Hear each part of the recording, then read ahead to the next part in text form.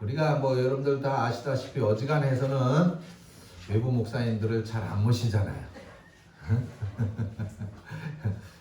네, 워낙에 훌륭하신 목사님이시라서 어렵게 두 번을 걸쳐서 연기를 하면서까지 모셨습니다. 우리 김현호 목사님, 뭐 우리가 국제소수민족 선교회 애남 예배라든가 순회 예배를 통해서 자주 얼굴을 뵌 분이라 여러분들도 친숙하신 목사님이신데, 오늘 우리 교회의 선교헌신 예배, 국제소수민족 선교회 선교헌신 예배 강사로 이렇게 모시게 됐습니다. 지난번에도 말씀을 드렸듯이 3월 연합 예배를 우리가 코로나로 인해서 못 드리게 된 관계로 각 교회에서 우리 국제소수민족 선교회 목사님들이 돌아가면서 헌신 예배를 인도해서 그날 헌금은 국제소수민족 선교회로 다 납입하는 것으로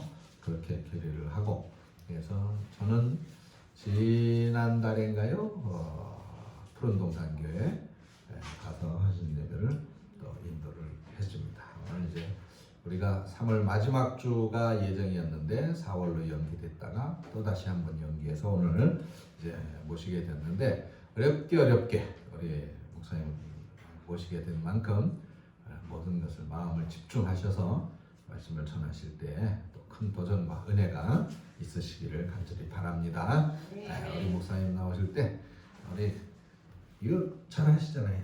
사랑합니다. 자, 연습 한번 해보겠습니다. 사랑합니다. 자, 목사님.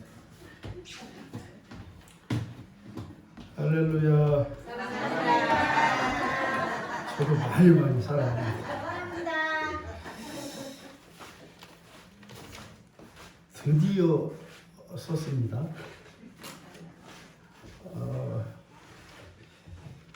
두 번을 연기가 됐나요?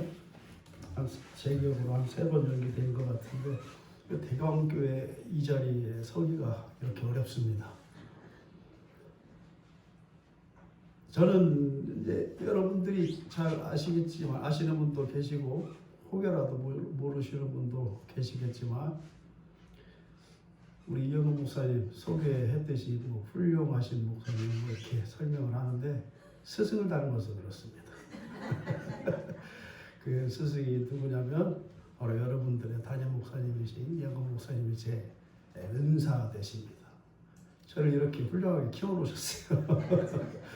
이 자리에 비로소 감사를 드리고,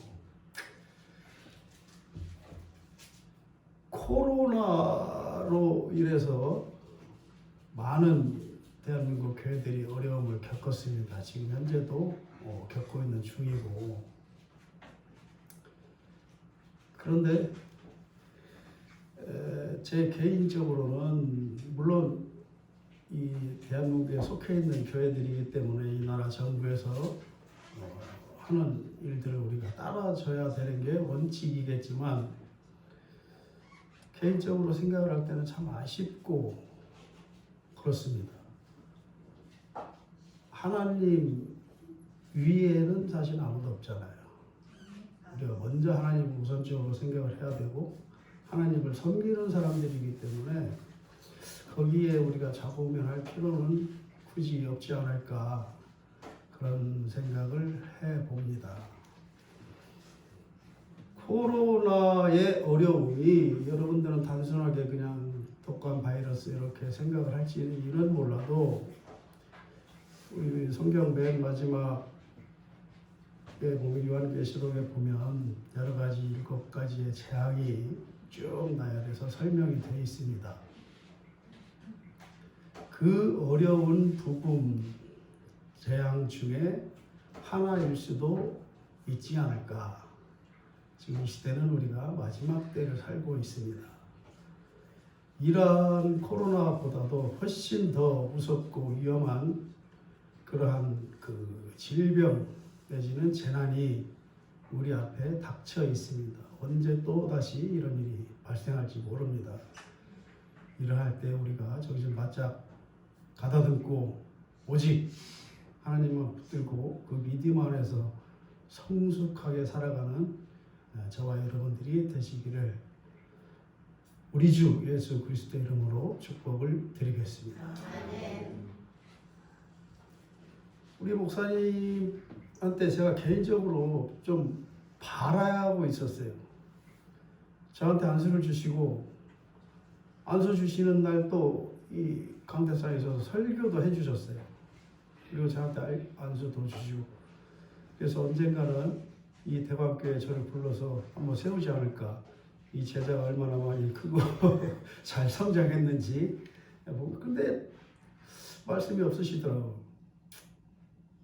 그래서 우리 이 소수민족 선교회 목사님들이 모여서 저희 사역장에서 잠깐 회의를 하는 도중에 돌아가면서 지금은 작년까지만 해도 각 교회마다 돌아다니면서 헌신 예배를 드렸는데 3개월 만에 한 번씩 그 예배를 드리지 않고 우리 목사들이 순회하면서 설교를 하는 걸로 하자 이렇게 결정이 돼서 제가 임의로 그러면 저 혼자 각 교회 다 돌아다니면서 하겠습니다 그랬죠.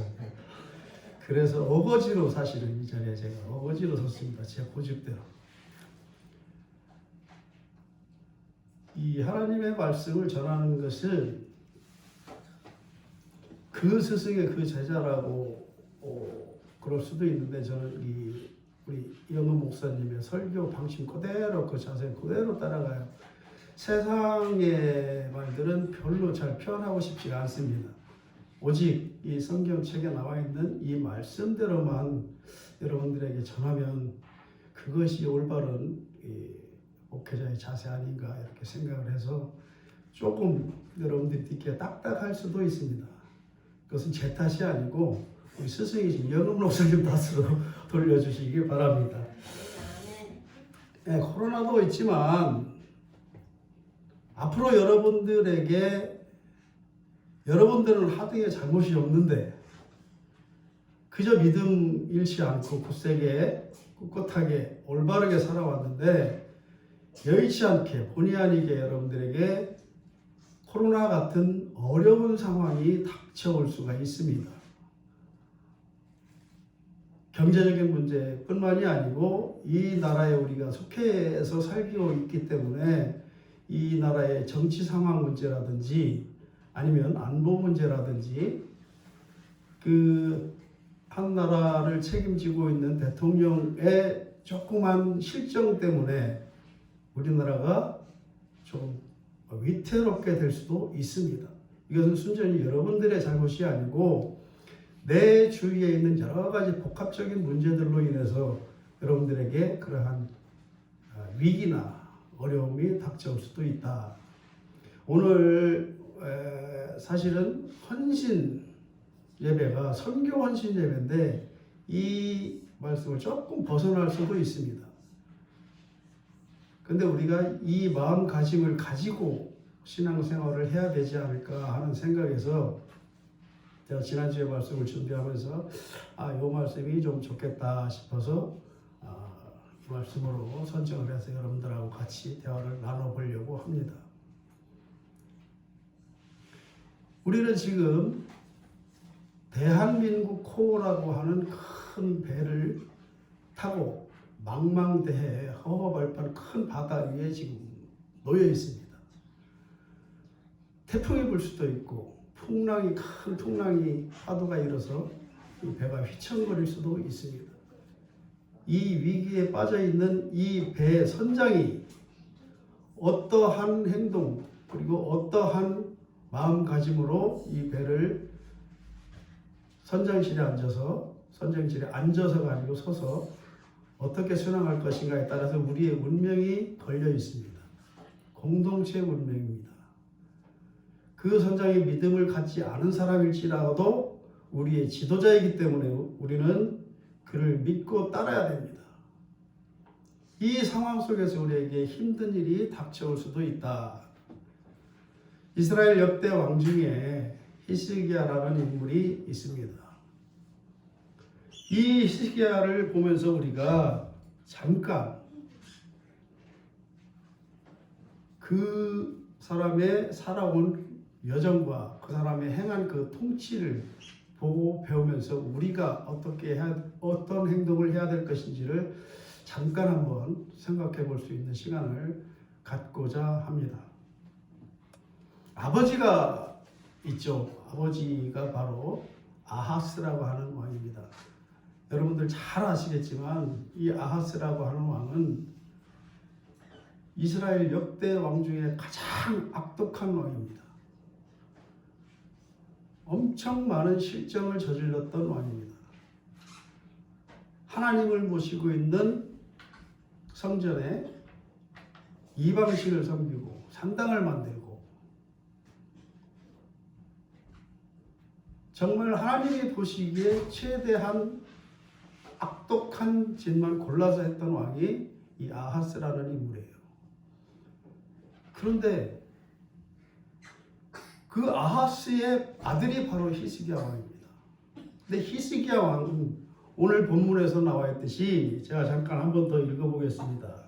5절 말씀에 보면 히스기야가 이스라엘 하나님 여호와를 의지하였는데 그의 전후 유다 여러 왕 중에 그러한 자가 없었다 그랬어요.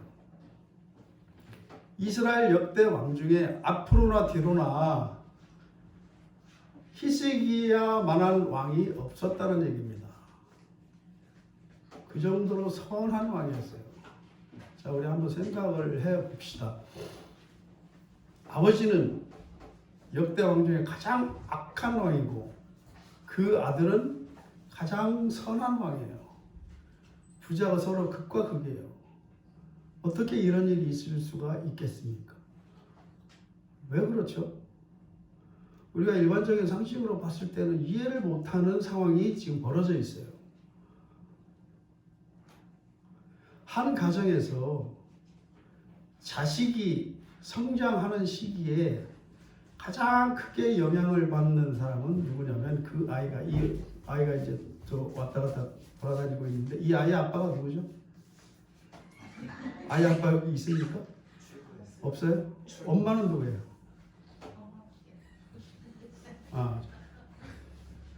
이 아이가 커나가는 과정에서 가장 큰 영향을 받는 것은 바로 어머니입니다.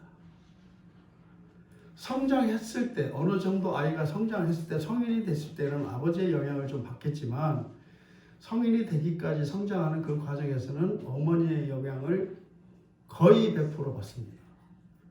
이 히스기야의 어머니가 누구죠? 아비야라고 하는 제사장의 딸입니다. 그 아비야의 지극정성으로 제사장 집안의 딸이면 얼마나 하나님이 보시기에 선한 집안이 있겠습니까? 그 집안에서 제대로 된 교육을 받은 이 아비야가 자기 자식을 아버지를 배척을 하고 아버지를 닮지 않게 하고 오로지 하나님의 자식으로 성장을 시켰어요. 그래서 이 히스기야가 정말 하나님이 보시기에 너무도 선한 그런 왕이 될 수 있었습니다. 오늘이 어린이 주일이죠.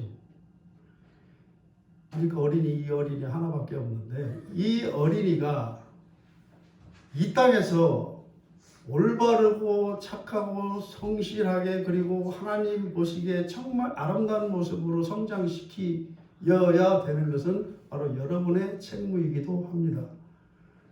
각자의 집안의 아이들이 있잖아요. 그 아이들에게 정말 때묻지 않고 세상 때묻지 않고 오로지 하나님 보시기에 정말 선한 그러한 아이로 성장시킬 수 있는 부분은 그 집안의 어머니, 우리 어머니들이 다 책임져야 할 임무입니다. 그래서 반주자 잠깐만 좀 오실래요?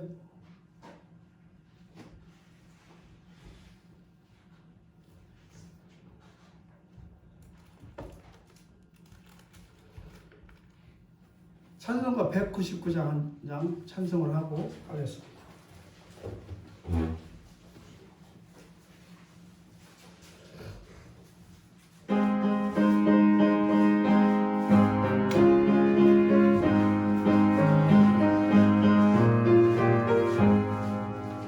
나의 사랑하는 채 비록 헤어졌으나 어머니의 무릎 위에 앉아서 재미있게 듣던 말 그때 일을 지금도 내가 잊지 않고 기억합니다.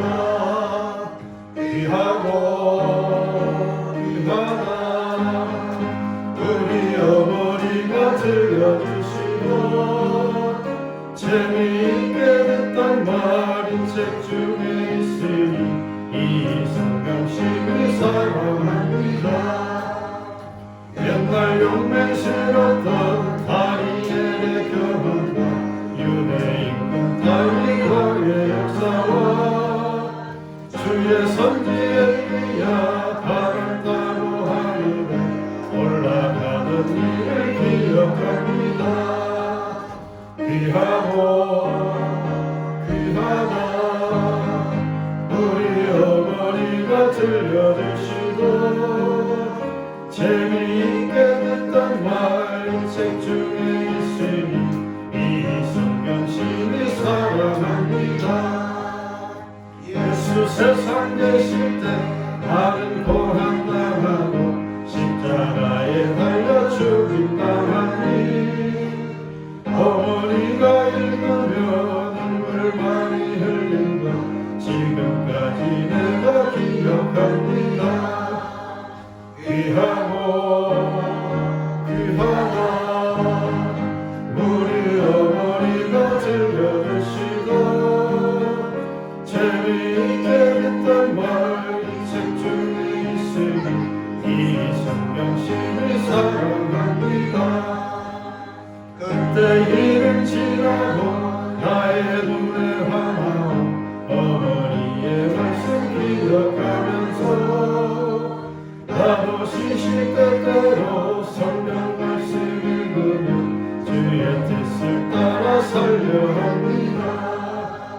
귀하고 귀하다 우리 어머니가 들려주시던 재미있게 듣던 말 책 중에 있으니 이 성경심이 사랑합니다. 아멘. 찬송을 부르시면서 느끼시는 부분이 굉장히 많이 있을 거예요. 그 이스라엘 그 민족은 자녀들을 어릴 때부터 학교 교육보다는 이 성경 말씀을 위주로 자녀들을 가르쳤습니다. 그래서 세계에 유명한 인사들이 많이 유대인들 중에 많이 나왔잖아요, 그렇죠? 그만큼 자녀 교육에 하나님의 말씀이 얼마나 큰 비중을 차지하는지 아마도 잘 아시리라 믿습니다. 이 말씀에 입각해서 자녀 교육을 잘 시켜주는 여러분들은 어머님들이 되시면 좋겠습니다.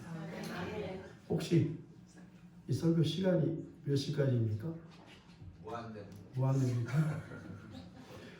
그 제가 이영 목사님을 좋아하는 것 중에 하나가 설교 시간이 짧다 하는 거예요. 설교 시간이 길어지면 아무리 좋은 말씀이라도 지루합니다. 어느 누구나. 이거는 일맥상통이 목사들도 마찬가지예요. 목사들도 어느 목사님이 설교하시면 그 말씀이 길어지면 짜증나요. 길어지고. 그래서 저거 될 수 있으면 짧게 하려고 하는데 오늘 말씀이 짧은 시간 안에 끝날지 모르겠습니다. 시간을 봐가면서 길어지면 중간에 생략하고 마무리 짓도록 하겠습니다.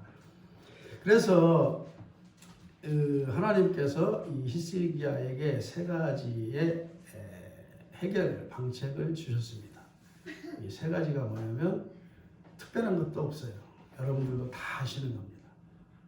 첫째가 뭐냐면 하나님께서 무엇을 역사하시기 이전에 하나님께 기도드리기 이전에 내가 할 수 있는 모든 방법을 다 동원해서 최선을 다하는 겁니다.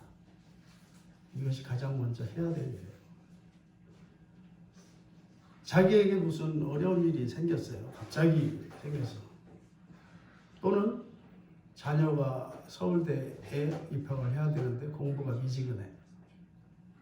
우리가 흔히 할 수 있는 방법은 기도밖에 없잖아요. 그죠? 기도부터 합니다. 나에게 지금 위기가 찾아왔어요. 금전적으로 해결해야 될 문제들이 막 산적해 있어요. 갑자기 부도가 나서. 이거를 해결할 방법이 없어. 사람으로서 생각할 때 아무런 방법이 없는 거예요. 기도원에 올라가요. 그리고 하나님께 무릎 꿇고 기도합니다. 그러면 하나님께서 해결해 주십니까?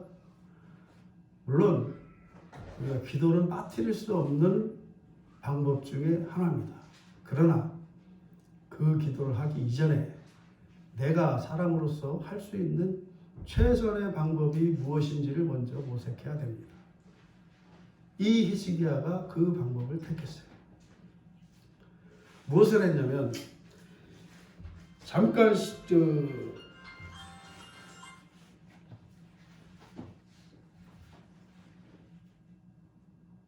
역대하 32장 1절 말씀을 잠깐 보겠습니다. 역대하 32장 1절 말씀에 보면 이 왕하하고 역대하하고는 많이 매치되는 부분이 많이 있습니다. 32장 1절에 제가 잠깐 공독해 드리겠습니다. 이 모든 충성된 일을 한 후에 아스로 왕 사네림이 유다에 들어와서 견고한 성읍들을 향하여 진을 치고 쳐서 점령하고자 한지라. 이 모든 충성된 일을 다 한 후에가 무슨 일이냐면 히스기야가 왕이 된 이후에 아버지가 더럽혀 놓은 모든 산당을 철거를 하고 마을 곳곳에 모셔놨던 그들 말로는 모셔놨던 우상을 다 회파하고 다 없애버리고 성전을 깨끗이 정화한 후에 하나님이 보시기에 제대로 된 이스라엘을 만들고 난 이후에 아스루 왕 사네립이 쳐들어옵니다. 생각을 한번 해보겠습니다. 나는 정말 하나님 보시기에 악한 일을 하나도 안 하고 선한 일만 해갔어요. 믿음 있게 오로지 정말 하나님만 바라보고 기도 열심히 하고 신앙생활 열심히 했어요. 그런데 나한테 갑자기 위기가 찾아옵니다. 보통 사람들은 이 시기에 굉장히 시험 들기 가장 딱 좋은 시기예요. 하늘에다 저도 그랬어요. 저도 어려울 때 하늘에다 대고 그랬어요. 하나님, 나는 왜 나에게 이런 시련을 주십니까? 그랬어요. 정말 착하게 선하게 남한테 해코지 안 하고 성실하게만 살아왔는데 열심히 노력한 죄밖에 없는데 왜 나에게 이런 시련을 주십니까? 하늘에다 대고 원망했어요. 보통 사람이라면 다 그런 마음을 가질 수 있을 겁니다. 히스기야에게 절대절명의 위기가 찾아온 겁니다. 그렇게 하나님의 보시기에 선한 일만 했는데 이 아스루 군대가 쳐들어온다는 거예요. 이랬을 때 히스기야는 먼저 내가 할 수 있는 최선의 방법이 무엇인가를 고민을 했어요. 그리고 부하들을 모집을 해서 모아놓고 회의를 했습니다. 우리가 어떻게 이 침공을 막아낼 수 있느냐 해서 모든 성 안에 있는 군사들을 정비시키고 성벽을 마련하고 보수하고 가장 중요한 것은 그 예루살렘 남쪽에 있는 기온샘이라는 것이 있어요. 그게 이제 수온지인데 그 기온샘에서 나오는 그 물을 가지고 모든 예루살렘에 앉아 있는 농작물이 거기에다가 물을 주고 또 예루살렘 성 안에 있는 백성들이 식수로 다 사용했던 이런 수원지예요. 그 물이 가는 방향에 있는 모든 수로를 다 막아버렸어요. 덮어버렸어요. 그리고 단 한 줄기만 지하로 매장을 해서 지하로 파서 예루살렘 성 안에만 나올 수 있게끔 만들어놨어요. 그래서 아수르 군대가 쳐들어왔을 때 물이 없어서 싸울 수 없게끔 이렇게 만들어 놓은 거예요. 자, 우리가 옛날부터 우리가 이제 가끔 TV에 이런 데 보면 이제 전쟁 영화 같은 게 나오잖아요. 전쟁에서 가장 중요한 것이 뭡니까? 식량하고 식수예요. 물론 무기도 중요하지만 먹고 마셔야 싸울 거 아니에요. 물이 없으면 사람은 살지 못합니다. 우리 인체가 70%가 다 물로 되어 있기 때문에 우리 몸 안에 물이 들어가지 않으면 살 수가 없어요. 그 물을 다 차단시켜버린 거예요. 이렇게 해놨어요. 그래서 쳐들어왔을 때 곤경협회하고 아예 싸우지도 못하고 물러나게끔 이러한 방법을 찾았던 겁니다. 그리고 그 다음으로 두 번째로 할 수 있는 방법이 뭐냐 곰곰이 생각해 보니까 이 히스기야는 하나님의 약속을 철저하게 믿었어요. 하나님께서 약속하신 그 약속을 믿었습니다. 누가 뭐라고 해도. 그 증거가 어디 있냐면 조금 전에 역대하 읽어봤죠? 7절 8절에 있습니다. 역대 32장 7절 8절 보면 너희는 마음을 강하게 하며 담대히 하고 아스루 왕과 그를 따르는 온 무리로 말미암아 두려워하지 말며 놀라지 말라. 우리와 함께 하시는 이가 그와 함께하는 자보다 크고 그와 함께하는 자는 육신의 팔이 우리와 함께 하시는 이는 우리의 하나님 여호와시라. 이 이하가 더 중요해요. 반드시 우리를 도우시고 우리를 대신하여 싸우시리라 하네. 반드시 우리를 도우시고 우리를 대신하여 싸우시리라 하며 백성이 유다 왕 히스기야말로 말미암아 안심하니라. 철두철미하게 믿었어요. 말씀을 한 가지 더 보겠습니다. 신명기 28장 14절을 잠깐 보겠습니다. 신명기 28장 14절에 보면 제가 봉독해 드리겠습니다. 내가 오늘 너에게 명령하는 그 말씀을 떠나 좌로나 우로나 치우치지 아니하고 다른 신을 따라 섬기지 아니하면 좌로나 우로나 치우치지 아니하고 다른 신을 섬기지 아니하면 그 해답이 7절에 있어요. 여호와께서 너를 대적하기 위해 일어난 적군들을 네 앞에서 패하게 하시리라. 그들이 한 길로 너를 치러 들어왔으나 네 앞에서 일곱 길로 도망가리라. 나를 저 부시로 한 길로 들어오면 일곱 길로 도망가게 만들어 놓겠다. 그래서 여호와의 말씀이에요. 하나님의 말씀이에요. 이 말씀을 철저하게 지켰어요. 그 증거가 뭐냐? 아브라함을 보고 알잖아요. 아브라함이 누굽니까?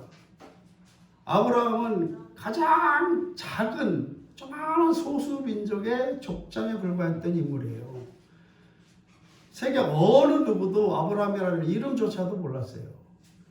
그런 아브라함을 택해서 그에게 말씀하셨잖아요. 너는 하늘의 별과 같이 네 자손이 대대에 창대케 하리라 그랬어요. 네 이름이 빛나고 네 자손들이 번창하게 만들려고 했어요. 너를 복의 근원으로 삼으시겠다 했어요. 지금 우리가 봅시다. 아브라함이라는 이름을 모르는 사람이 있습니까? 하나님의 말씀을 믿지 않는 모든 사람들도 아브라함이라는 그 이름만은 알고 있잖아요. 그 줄기를 타고 내려온 이스라엘 민족이 지금 현재 얼마나 큰 복을 받고 있습니까? 이 말씀을 믿었어요. 그리고 그 말씀을 믿는 믿음으로 말미암아 자기가 그에 따르는 행동을 철저하게 지켰어요. 그리고 행동에 옮겼어요. 우리가 지금 이렇게 해야 될 일입니다.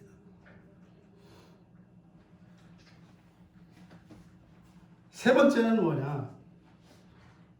세 번째는 기도하는 겁니다. 내가 할 수 있는 모든 행동, 사람으로서 할 수 있는 모든 행동을 다 했어요. 그리고 하나님의 약속을 철저하게 믿었어요. 믿고 행동으로 옮겨놨어요. 그리고 이제 무릎 꿇고 하나님께 기도하는 방법을 택했습니다. 하늘을 향해서 울부짖으며 기도했어요. 굵은 삼배옷을 입고 내가 나 혼자 기도하기 힘에 붙이면 선지자 이사야를 불러서 같이 기도하자 해서 같이 기도했습니다. 하나님께서 응답하셨어요. 내가 네 기도를 들었다. 내가 응답하리라 말씀하셨어요. 기도의 사람이 또 누가 있습니까? 여러분들이 잘 아시는 다윗 왕이 또 기도의 사람입니다. 다윗이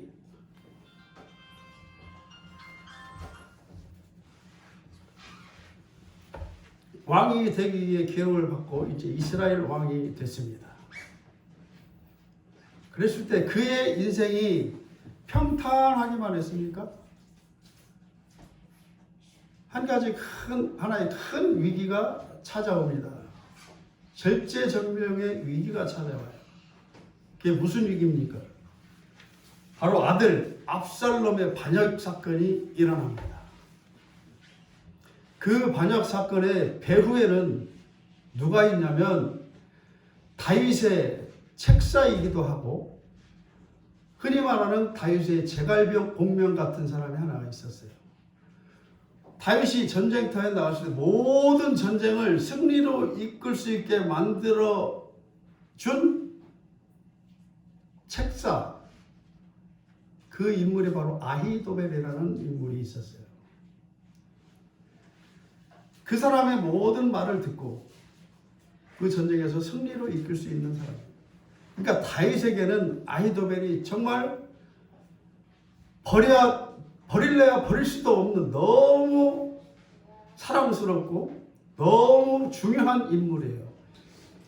이 바로 믿었던 도끼에 발등시킨다고 이 인물이 다윗을 배반을 합니다. 압살롬과 붙어가지고 압살롬과 모략을 해서 다윗을 치려고 합니다. 예루살렘 성전으로 쳐들어와요. 이때 다윗은 어떻게 처신을 합니까? 압살롬이 쳐들어오면 자연스럽게 그냥 빠져나가요. 갔어요. 도망을 갔어요. 왜 도망을 가냐? 싸울 수도 있고 사람이라면 나에게도 그때 당시 다윗의 친위 부대가 있었어요. 30용사가 있잖아요. 잘 아시는 그 30용사. 그러니까 왕의 최측근에 있는 친위 부대예요. 이 부대도 있고 또 그 부대에 휘하의 여러 그 군사들도 있어요. 같이 맞서 싸울 수도 있어요. 그런데 싸우지 않았어요. 왜? 아들과 전쟁을 해서 싸워서 얻을 수 있는 소득이 아무것도 없어요. 이것은 하나님께서 원하시는 방법이 아닙니다. 포기하고 나갔어요. 예루살렘 궁을 등 뒤로 하고 떠났을 때 그 다윗의 심정이 어떠했겠습니까? 정말 하나님께 울부짖으며 기도하고 하나님께서 원하시는 방법으로 나라를 다스리고 영토도 확장시키고 하는데 믿었던 자기의 그 수하에게 배신을 당하고 자기 아들에게 배신당하고 이제 이 궁을 쫓겨날 위기에 처해 있는 거예요. 자, 미련 없이 버리고 떠납니다. 아히도벨이 압살롬을 다고쳐서 뭐라고 얘기를 하냐면 왕이여 빨리 쫓아가서 다윗을 지금 죽이십시오. 지금 죽이지 않으면 큰일 납니다. 이때 당시 아히도벨의 말을 압살롬이 들었으면 다윗은 그때 죽었어야 돼요. 여기서 하나님의 기가 막힌 역사하신 사건이 일어납니다. 아히도벨 이외에 또 다른 인물이 등장을 해요. 바로 후세라는 인물입니다. 하나님께서는 이 후세를 또 사용하셔서 압살롬에게 왕이여 지금 가서 쫓아가면 지금 다윗을 쫓아가서 죽이면 당신 큰일 납니다. 다윗이 누굽니까? 다윗이 모든 주위에 있는 모든 그 민족들을 다 굴복시키고 다 이 이스라엘 영토로 복속을 시킨 그런 왕 아닙니까? 나가면 무조건 백전백승하는 그런 위대한 왕 아닙니까? 지금 이 군사력을 가지고 쫓아가서 왕을 죽일 수 없습니다. 오히려 당신이 당하게 되어 있습니다. 절대 따라가지 마십시오. 그랬어요. 아히도벨과 정반대의 계략을 압살롬에게 이야기를 해줍니다. 그래서 압살롬이 아히도벨의 말을 듣지 아니하고 후세의 말을 들어요. 그래서 무사히 강을 건너갑니다. 목숨을 건지게 돼요. 이 얼마나 위대한 하나님의 사건입니까? 다윗의 기도를 들으시고 다윗은 하나님께서 직접 기름 부으시고 택한 이스라엘 왕이기 때문에 다윗이 살아서 나갈 수 있는 그 길을 후세를 통해서 열어주신 거예요. 이것이 하나님의 위대한 역사이십니다. 강을 건너서 무사히 살았잖아요. 그리고 다시 예루살렘 성으로 회개할 수 있고 이후에 이스라엘의 위대한 왕으로 이름을 지금까지 그 이름이 빛나고 있잖아요. 아히도벨은 어떻게 됐습니까? 압살롬이 자기 말을 듣지 아니하니까 이 왕은 이제 틀렸구나. 그리고 왕을 버리고 압살롬을 버리고 고향으로 내려가서 자살을 해서 죽습니다. 이것이 몇 천년 전에 일어난 역사이기도 하지만 지금 현재 우리에게 닥쳐 있는 사건입니다. 자, 지금 여러분들에게 아수르 군대가 무엇입니까? 또한 앞으로 지금 현재는 평탄하게 살고 있지만 앞으로 이 나라의 정세에 따라서 또는 세계의 정세에 따라서 나에게 어려움이 닥칠 수도 있다 하는,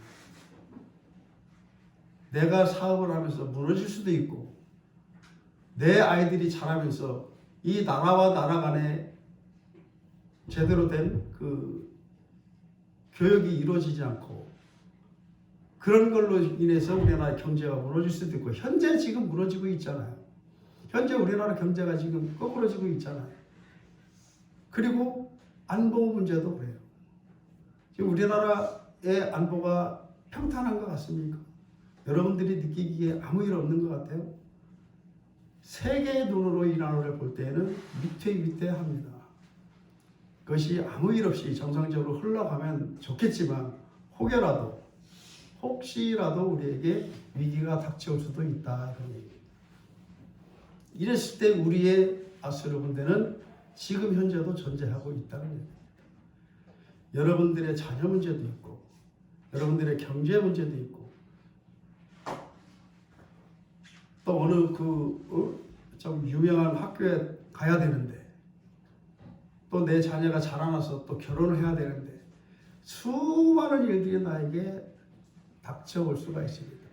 이때마다 이 위기가 나에게 닥쳐올 때마다 이 위기를 슬기롭게 극복할 수 있는 방법은 단 한 가지, 이 말씀 안에서 해답을 찾으시기 바랍니다. 아멘. 기도해야 됩니다. 기도하는 자만이 하나님께서 그 말씀을 들으시고 응답하시고 환난 중에 우리와 함께 하시는 그 하나님이 계시다는 그 말씀을 잊지 말고 기억하고 어려울 때마다 어느 그 노 장로님이 계셨어요. 지금도 연세가 90이 넘었는데도 지금도 하나님께 기도할 때는 무릎 꿇고 기도해요. 저는 관절이 안 좋아서 관절이 안 좋으니까 말 타는데도 이 영향이 있더라고요. 몽골 가서 말을 타는데 무릎이 쑤셔가지고 제가 말을 제대로 못 탔어요. 이 무릎이 부실한 관계로 제가 무릎을 꿇지를 못합니다. 90이 넘은 그 연세에도 지금도 무릎 꿇고 하나님께 간절히 기도를 해요. 그 믿음이 얼마나 깊으면 그렇게 하겠습니까? 헌신 예배, 선교 헌신 예배로 드리는 이 시간이 우리가 이러한 문제들을 스스로 잘 해결하고 했을 때 정말 선교도 마음껏 할 수 있고 어느 나라든지 가서 충분히 그 선교 활동을 할 수 있지 않을까. 오늘 어린이 주일입니다만 우리 대감교회에서 성도님들 몇 분도 우리 선교 갈 때 같이 가신 분들 몇 분 이제 계시는데 가셔서 그 현지에서 아마도 여러분들이 제가 느꼈던 것을 여러분들도 느끼셨을 거예요. 그 아이들의 눈망울을 보셨잖아요. 얼마나 천진난만하고 얼마나 그 눈망울이 이뻐요. 그 아이들이 정말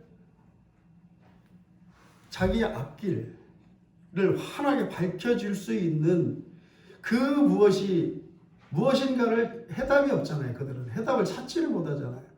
그 해답을 우리가 줄 수가 있습니다. 그 아이들이 정말 어렵지 않게 잘 자라서 하나님의 백성으로 성장시킬 수 있는 책무, 그것도 우리에게 있습니다. 나에게 주어진 모든 일들을 다 해결하고 해결이 안 되더라도 하나님께 부르짖고 하나님을 붙잡고 부르짖고 울부짖으며 이러한 신앙생활을 하면서 내가 갖고 있는 이 말씀을,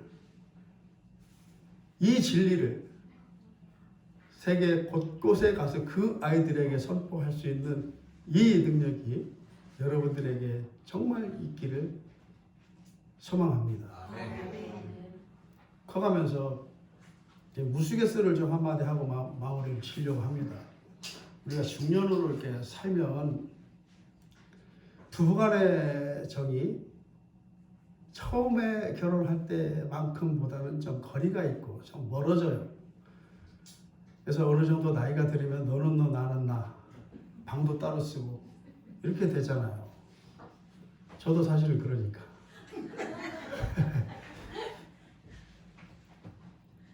어느 날 부인이 50대 중반 된 그 부인이 거울 앞에서 화장을 하면서 갑자기 막 대성통곡을 하고 울어요.